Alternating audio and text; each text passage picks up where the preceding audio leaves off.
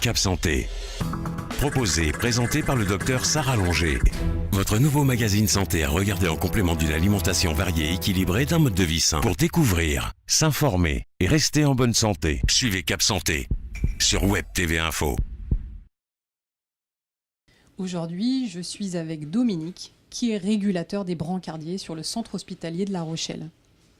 Dominique va nous expliquer un petit peu comment ça fonctionne pour réguler tous ces brancardiers qui travaillent sur l'hôpital et comment est-ce qu'ils travaillent pour amener un patient d'un point A à un point B.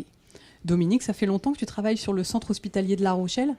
Travailler sur le centre hospitalier de La Rochelle, oui, ça fait 35 ans. 35 ans.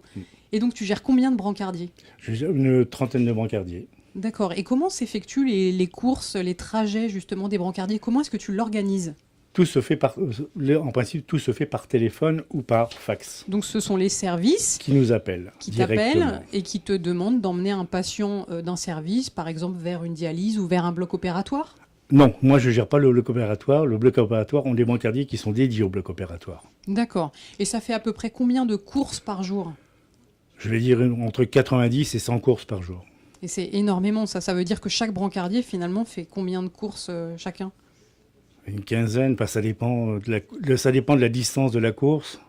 Bon, il y a des courses qui sont plus rapides. Bon, admettons, si on va de la médecine, de la cardio pour aller à la radiothérapie, bon, ça va être rapide si vous voulez par là. Est-ce que des fois il y a des accidents, il y a des choses qui ne se passent pas comme on l'aimerait qu'ils se passent ? Malheureusement, oui, mais enfin, c'est pas fréquent. Bon, souvent, les brancardiers se déplacent dans un service et par contre, on nous a pas informé que le patient soit était parti chez lui, heureusement. Et donc, le brancardier s'est déplacé pour rien, alors qu'il aurait pu être utile à faire autre chose en attendant. D'accord. Alors, des fois, on envoie un brancardier pour aller chercher un patient. Le patient peut être en fauteuil, il peut être en lit. Des fois, il a de l'oxygène, il a des seringues électriques. Des fois, c'est très compliqué. Hein. Tout à fait. Est-ce que de tout ça, tu es informé dès le départ ? En principe, les services doivent nous en informer, mais malheureusement, il arrive aussi qu'il y ait quelques gags. D'accord. Mais c'est rare. D'accord, très bien. Suivez Cap Santé. Présenté par le docteur Sarah Longer sur Web TV Info.